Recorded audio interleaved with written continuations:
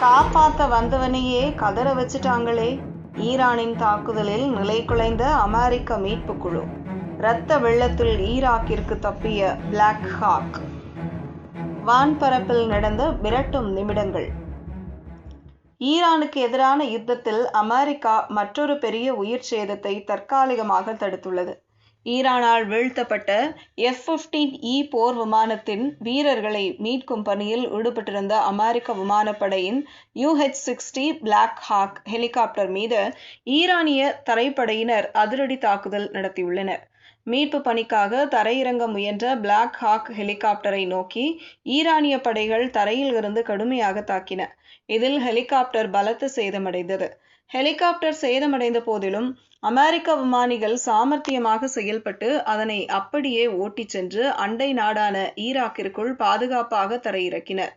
இது ஒரு மயிரிழையிலான தப்பித்தல் என அதிகாரிகள் தெரிவித்தனர்.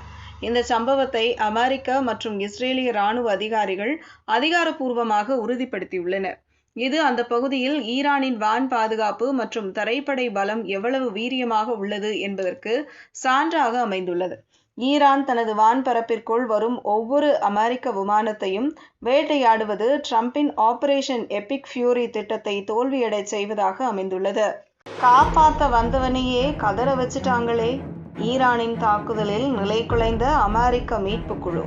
இரத்த வெள்ளத்தில் ஈராக்கிற்கு தப்பிய பிளாக் ஹாக். வான்பரப்பில் நடந்த மிரட்டும் நிமிடங்கள். ஈரானுக்கு எதிரான யுத்தத்தில் அமெரிக்கா மற்றொரு பெரிய உயிர் சேதத்தை தற்காலிகமாக தடுத்துள்ளது. ஈரானால் வீழ்த்தப்பட்ட F-15E போர் விமானத்தின் வீரர்களை மீட்கும் பணியில் ஈடுபட்டிருந்த அமெரிக்க விமானப்படையின் UH-60 பிளாக் ஹாக் ஹெலிகாப்டர் மீது ஈரானிய தரைப்படையினர் அதிரடி தாக்குதல் நடத்தியுள்ளனர். மீட்பு பணிக்காக தரையிறங்க முயன்ற பிளாக் ஹாக் ஹெலிகாப்டரை நோக்கி ஈரானிய படைகள் தரையில் இருந்து கடுமையாக தாக்கின. இதில் ஹெலிகாப்டர் பலத்த சேதமடைந்தது. ஹெலிகாப்டர் சேதமடைந்த போதிலும் அமெரிக்க விமானிகள் சாமர்த்தியமாக செயல்பட்டு அதனை அப்படியே ஓட்டிச் சென்று அண்டை நாடான ஈராக்கிற்குள் பாதுகாப்பாக தரையிறக்கினர். இது ஒரு மயிரிழையிலான தப்பித்தல் என அதிகாரிகள் தெரிவித்தனர்.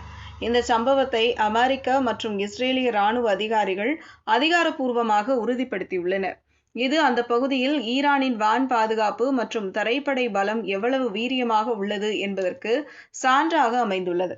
ஈரான் தனது வான்பரப்பிற்குள் வரும் ஒவ்வொரு அமெரிக்க விமானத்தையும் வேட்டையாடுவது ட்ரம்பின் ஆபரேஷன் எபிக் ஃபியூரி திட்டத்தை தோல்வியடை செய்வதாக அமைந்துள்ளது.